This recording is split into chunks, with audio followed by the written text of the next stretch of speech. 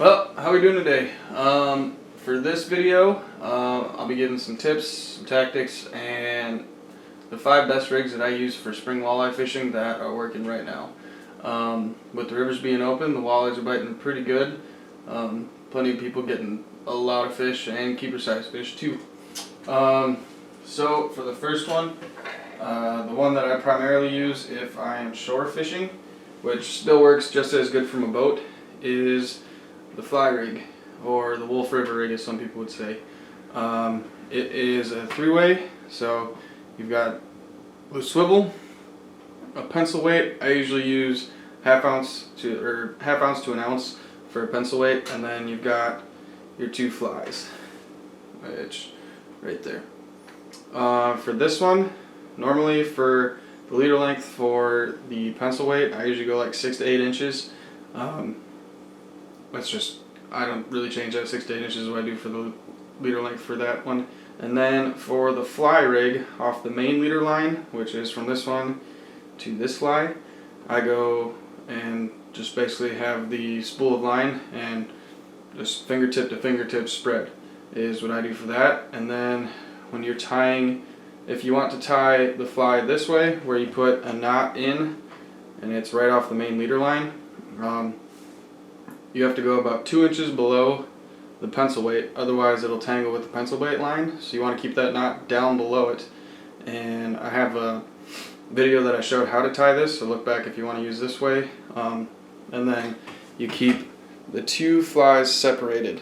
I usually go like 3 to 5 inches to separate them, and then you can use 2 different colored flies, see which one's working best. And once you figure it out, you can put the same fly on, or just keep that one fly that's working and then keep swapping out other flies to see if they want to bite something else too.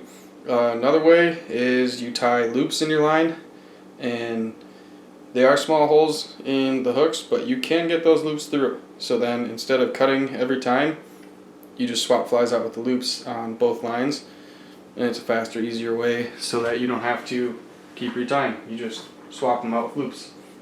But here in Wisconsin we can have 3 hooks.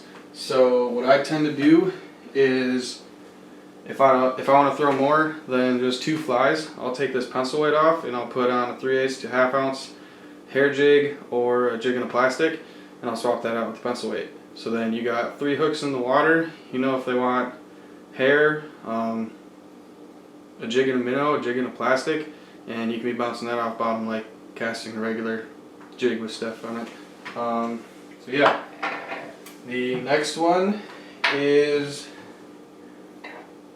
another 3-way, so same thing, 6 to 8 inches off the swivel for a pencil weight, and just a plain hook. And the hook you normally put minnows if they're really being really finicky, or gulp tends to work pretty good too if you don't want to buy bait. Just get gulp. It usually works just as good as minnows, honestly.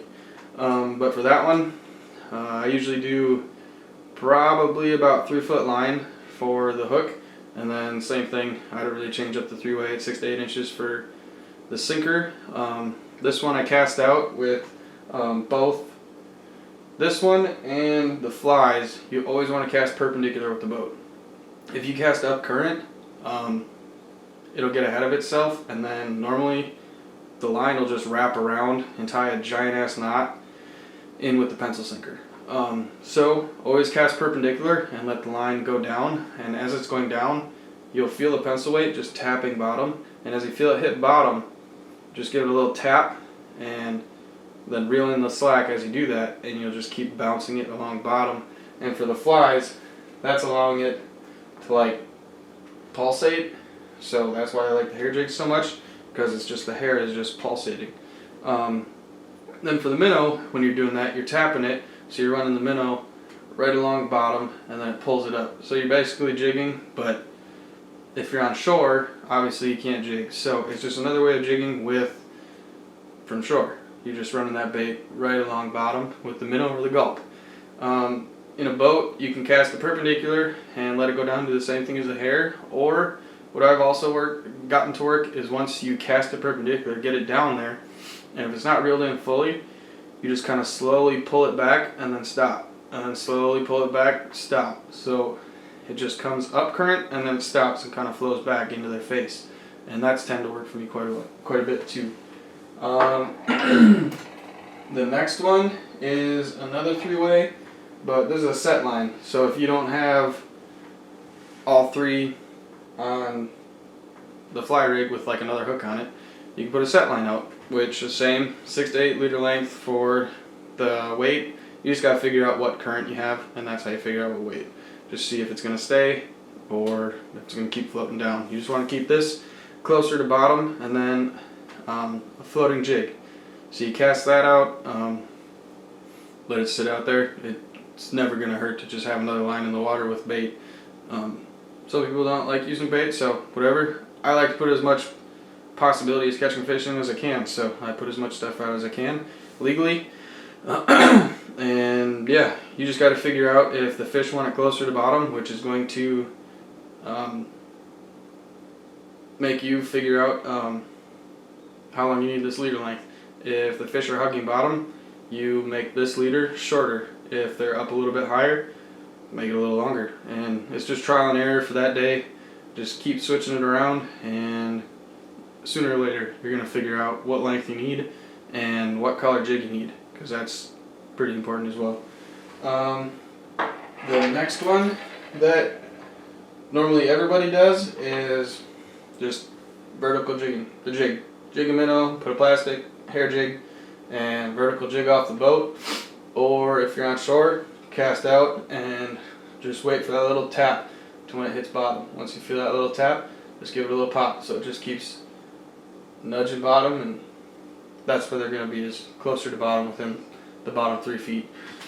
So just pop it as it's going, as you feel bottom, and just a normal jigging cadence as you would from shore. And vertical jigging, just keep that line as straight as you can with the boat and as parallel as you can with the boat.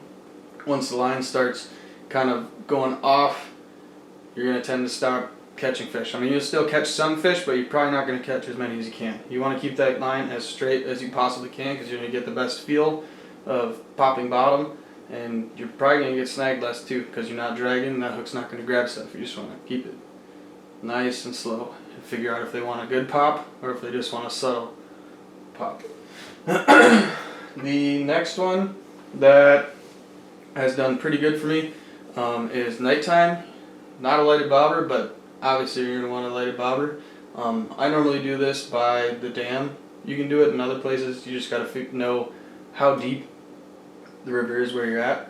And I set it anywhere from 3 to 6 inches off bottom, and you just cast it upstream and let it float down. And there's been plenty of nights that I've caught a lot of fish on bobbers. And just you got to figure out what weight you need. Make sure it's not too much for the bobber so it sinks, and yeah, just wait for it to go under and you have fish.